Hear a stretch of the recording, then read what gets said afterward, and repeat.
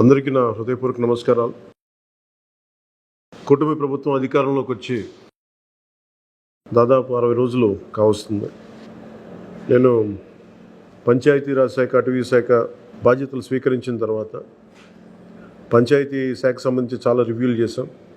Rural water supply, రోడ్లకు సంబంధించి చాలా రిపోర్ట్స్లో తెలియజేస్తూనే వచ్చాను. ఏ స్థాయిలో నిధులు సరిగ్గా పంపిణీ జరగలేదు, వచ్చినా దాని దుర్వినియోగం జరిగినాయి. ఈ పరిస్థితుల్లో కూటమి ప్రభుత్వం చాలా చిత్తశుద్ధితోటి ఈ పంచాయతీరాజ్ వ్యవస్థని బలోపేతం చేయాలి అని చెప్పి చాలా బలమైన నిర్ణయం తీసుకున్నాం. దాంట్లో భాగంగానే 3 కీలకమైన నిర్ణయాలు తీసుకున్నాం. ఒకటి, ఆగస్టు 15 ఈ జెండా పండుగకి సంబంధించి. 2, మనకి జాతీయ ఉపాధి హామీ పథకానికి సంబంధించి ఒకటే రోజున 13,326 పంచాయతీల్లో గ్రామసభ తీర్మానాలు జరగాలి. ఆ దిశగా అడుగులు వేస్తూ ఉన్నాం. ఈ గ్రామసభ తీర్మానం అంటే ఏంటంటే, జాతీయ ఉపాధి హామీ పథకం ద్వారా వచ్చే కేటాయించిన పనులకు కానీ నిధులకు కానీ ఆ ప్రజాప్రతినిధులు, ఆ ఎమ్మెల్యేలు కానీ, గ్రామ సర్పంచులు కానీ, పంచాయతీ సర్పంచులు కానీ, ఆ పంచాయతీలో ఉన్న ప్రజలు కూడా అందరూ ఏకగ్రీవంగా అంటే ఏ పనులు జరగాలి, జాతీయ ఉపాధి హామీ పథకానికి సంబంధించిన ఆ పనులకి మన గ్రామాల్లో ఏ పనులు జరగాలి, ఏ పనులకి ఆ నిధులు కేటాయించాలి, ఈ దృష్టిలో గ్రామసభ తీర్మానం జరుగుతుంది. విడివిడిగా కాకుండా ఒకటే రోజున 13,326 పంచాయతీల్లో ఒకటే రోజున గ్రామసభ తీర్మానాలు జరగాలని కీలకంగా ఆదేశించడం అయినది. ఆ విధంగా ముందు ఒకటి చేస్తూ ఉన్నాం. రెండవది, జల్ జీవన్ మిషన్. అంటే ప్రతి ఇంటికి కుళాయి అనేది ప్రధానమంత్రి గారి ఆకాంక్ష, ఆశయం. ఏ ప్రభుత్వం కనీస మానవ హక్కు ఇది. అలాంటి జల్ జీవన్ మిషన్కి సంబంధించి గత 5 సంవత్సరాలుగా ఎక్కడ కూడా సంతృప్తికరంగా గత ప్రభుత్వం చేయలేదు. రాష్ట్రంలో గ్రామీణ తాగునీటి సరఫరా ఇది అసలు ఏ స్థాయిలో ఉంది? ఉదాహరణకి జల్ జీవన్ మిషన్ కింద ఒక దాదాపు 27,000 కోట్లు ఖర్చు చేయాల్సి వస్తే గత ప్రభుత్వం 4,000 కోట్లే ఖర్చు చేస్తుంది. ఆ 4,000 కోట్లు ఖర్చు కూడా పెట్టిన విధానం ఏ స్థాయిలో ఉంది? నిజంగా నీటి సరఫరా అవుతుందా? ఉదాహరణకి చాలామంది ఎమ్మెల్యేలు అందరూ కూడా నా దృష్టికి తీసుకొచ్చిందా కూడా నాకు వాళ్ళు ఇచ్చే ఈ పిటిషన్స్ కానీ ఇవన్నీ కూడా ఏం తెలియజేస్తున్నాయంటే, పంచాయతీల్లో కానీ గ్రామాల్లో కానీ జేజే మిషన్ కింద పైప్ లైన్లు వేశారు, కానీ దానికి ఆ నీటి సరఫరా ఉండే ఇది లేదు, దానికి వాటర్ సోర్స్ లేకుండా పైప్ వేసి వెళ్ళిపోయారు. అంటే దీని వెనక ఏమనిపించిందో, నిజంగా ఏదైనా వీళ్ళు డబ్బులు చేసుకోవడానికి పైప్ లైన్లు వేసి వదిలేశారన్నది ఆలోచన వచ్చి దాని మీద ఏం ఆదేశించాం పంచాయతీరాజ్ శాఖ ఉన్నతాధికారులందరినీ ఏంటంటే, అసలు రాష్ట్రంలో గ్రామీణ తాగునీటి సరఫరా పరిస్థితి ఎలా ఉంది, ఎన్ని గ్రామాలకి పైప్ లైన్స్ బాగున్నాయి, నీటి సరఫరా స్థాయి ఎలా ఉంది, రోజుకి ఎన్ని లీటర్లు నీళ్ళు వస్తున్నాయి, అలాగే ప్రస్తుత పరిస్థితి తెలుసుకోవడానికి దాదాపు ఒక 12 అంశాల మీద మేము సర్వే చేయమని ఆదేశించాం. దీన్ని పల్స్ సర్వేగా మీ దృష్టికి తీసుకొస్తున్నాం. ఇది పల్స్ సర్వే చేపడుతున్నాం. దీంట్లో వచ్చిన డేటా ఆధారంగా జల్ జీవన్ మిషన్ని కూటమి ప్రభుత్వ ఆధ్వర్యంలో అత్యంత పకడ్బందీగా ప్రణాళిక రచన చేయడానికి ఈ సర్వే నిర్వహిస్తున్నాం. ఒకసారి ఈ డేటా పాయింట్స్ అన్నీ రాగానే ఏ పంచాయతీల్లో నీళ్ళు వస్తున్నాయి, ఏ పంచాయతీల్లో పైప్ లైన్లు డ్యామేజ్ అయినాయి, అసలు గత ప్రభుత్వం చేసిన 4,000 కోట్ల రూపాయల ఖర్చు నిజంగా ఆ ఉద్దేశింపు పనులకి జరిగిందా లేదా, వీటన్నిటి కూడా ఈ పల్స్ సర్వేలు మనకి తెలిసి వస్తాయి. దీని సమూలంగా ప్రజలందరికీ సమీప భవిష్యత్తులో తెలియజేస్తాను. అలాగే గ్రామ పంచాయతీలు, పంచాయతీరాజ్ వ్యవస్థ బలోపేతం కావాలంటే సర్పంచ్ వ్యవస్థ చాలా కీలకమైంది. గత ప్రభుత్వం పంచాయతీ ఎన్నికలు సరిగ్గా నిర్వహించలేకపోవడం వల్ల మనకి నిధులు రాలేకపోయినాయి. చాలాసార్లు మేము అధికారంలోకి రాకముందు పంచాయతీ మనకి సర్పంచ్లందరూ మా దృష్టికి తీసుకొచ్చింది ఏంటంటే, కనీసం మాకు బ్లీచింగ్ పౌడర్ కూడా మాకు కొనుక్కునే డబ్బులు లేవు మా దగ్గర. వాళ్ళ అకౌంట్లో పడ్డా కానీ డబ్బులు ఈ ప్రభుత్వం ఈ డిస్కౌంట్స్ అని చెప్పి డబ్బులు తీసేసుకున్నారు.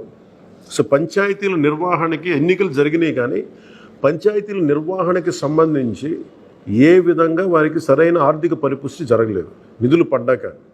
నిధుల దుర్వినియోగం జరిగింది, అది మీ అందరికీ తెలిసిందే. దానికి మరింత వివరంగా ఎప్పటికప్పుడు తెలియజేస్తాం. సో ముఖ్యంగా పంచాయతీరాజ్ వ్యవస్థని, సర్పంచ్ వ్యవస్థని బలోపేతం చేయాలన్నదే మా కూటమి ప్రభుత్వం తాలూకు ఆశయం, ఆకాంక్ష. దాంట్లో భాగంగా ఇప్పుడు దాకా గత 30 సంవత్సరాలుగా, గత 1990 నుంచి ఇప్పటిదాకా ఎప్పుడు మన 15 ఆగస్టు పండగ జరపడానికి ఇప్పటిదాకా నిధులు ఇప్పుడు సమకూర్చలేదు. చాలా నామకే వాస్తే నామమాత్రంగా ప్రతి పంచాయతీకి, చిన్న పెద్ద పంచాయతీలకి 100 రూపాయలు, చిన్న పంచాయతీలకి, పెద్ద పంచాయతీలు 250 రూపాయలు చొప్పున ఇచ్చేవారు. ఒకవైపేమో గాంధీ గారి కలల కన్నా పల్లెలే పట్టుకొమ్మలు అంటూ ఉంటాం, గ్రామీణ స్వరాజ్యం అని మాట్లాడతాం. కానీ ఎన్నికల్లో నిలబడ్డ పంచాయతీ సర్పంచ్కి మటుకు జెండా పండుగ నిర్వహించాలంటే వాళ్ళకి ఇచ్చే డబ్బులు 100 రూపాయలు, 250 రూపాయలు. ఈ రివ్యూ మీటింగ్స్లో మాకు తేలింది ఏంటంటే 100 రూపాయలకి, 250 రూపాయలకి 13,326 పంచాయతీల్లో ఏం చేయగలరు? మేము ఒకటే ఆదేశించాను, రాగానే చాలా ఘనంగా జరుపుకోవాలి.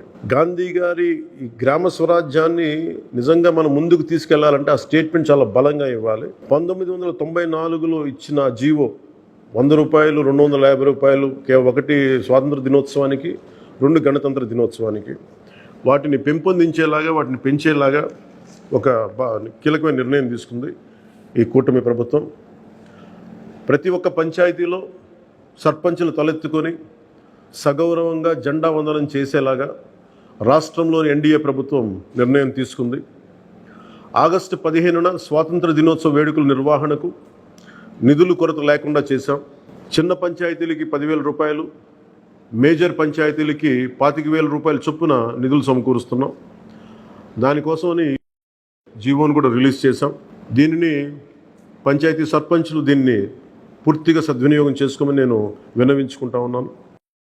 ఇప్పటి వరకు పంచాయతీలకి ఇంత పెద్ద స్థాయిలో ఆగస్టు 15, జనవరి 26 వేడుకలకు నిధులు ఇచ్చింది లేదు. 34 సంవత్సరాలుగా 1990 నుంచి ఈ మొత్తం ఇప్పటిదాకా పెంచలేదు.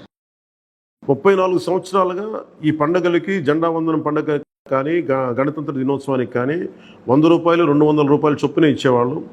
ఈ మొత్తాన్ని గణనీయంగా పెంచాలని చెప్పి కూటమి ప్రభుత్వం నిర్ణయం తీసుకొని జీవో జారీ చేసింది. 13,326 పంచాయతీల్లో ఘనంగా, గౌరవంగా స్వాతంత్ర దినోత్సవ వేడుకలు సాగాలన్నదే మా కూటమి ప్రభుత్వం ఉద్దేశం. ఇప్పటి వరకు సర్పంచులు అతి స్వల్ప మొత్తాలతో వేడుకలను ఘనంగా చేయలేకపోయేవాళ్ళు. ఈ విషయం నా దృష్టికి వచ్చింది రివ్యూస్లో.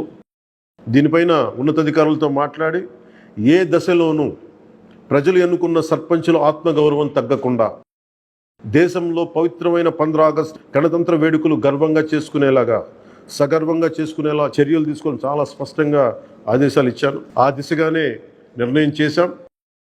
5,000 లోపు ఉన్న జనాభా ఉన్న గ్రామాలకి 10,000 రూపాయలు, 5,000 పైబడ్డ జనాభా ఉన్న గ్రామాలకి 25,000 రూపాయల చొప్పున నిధులు అందిస్తాం. గాంధీ మహాత్ములు కలలుగన్న గ్రామ స్వరాజ్యం సిద్ధించాలన్నదే మా కూటమి ప్రభుత్వం తాలూకు తపన, ఆకాంక్ష.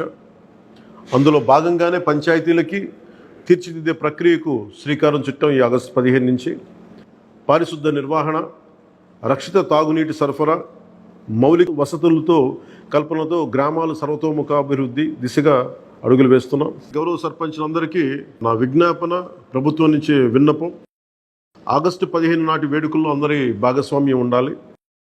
పంచాయతీ పరిధిలోని పాఠశాలల్లో వ్యాసరచన, క్విజ్, డిబేట్ పోటీలు, క్రీడా పోటీలు నిర్వహించాలని కోరుకుంటా ఉన్నాం. ఉపాధ్యాయులు భాగస్వామ్యంతో వీటిని నిర్వహించాలని కూడా ఆదేశాలు ఇచ్చాం. గ్రామంలో స్వాతంత్ర సమరయోధులు, రక్షణ రంగంలో పనిచేసిన వారు, ముఖ్యంగా పారిశుద్ధ్య కార్మికులకు సత్కారాలు చేయాలి. గౌరవ ప్రధానమంత్రి గారు ఇప్పుడు కూడా పారిశుద్ధ్య కార్మికులకి ఏ స్థాయిలో గౌరవించారో అందరికీ తెలిసిందే. రాష్ట్ర ఎన్డీఏ ప్రభుత్వం కూడా ఆ దిశలోనే గౌరవ ముఖ్యమంత్రి శ్రీ నారా చంద్రబాబు గారి ఆధ్వర్యంలో పారిశుద్ధ్య కార్మికులకు అదే గౌరవం ఇవ్వడం జరుగుతుంది. సో ఈ విధంగా మేమందరం బలంగా, చాలా కీలకంగా పనిచేస్తూ ముందుకెళ్తున్నాం. దీని అందరికీ ప్రజలందరూ ఆశీస్సులు కావాలి. సర్పంచ్ వ్యవస్థని, పంచాయతీరాజ్ వ్యవస్థని బలోపేతం చేసే విధంగా ఈ ప్రభుత్వం ఉంటుందని మీ అందరికీ తెలియజేసుకుంటూ, ఒకే ఒక విన్నపం, ఇది పర్యావరణానికి పరిమితులకు లోబడి పర్యావరణం పరిరక్షించేలా ఈ పండుగ ఉండాలి.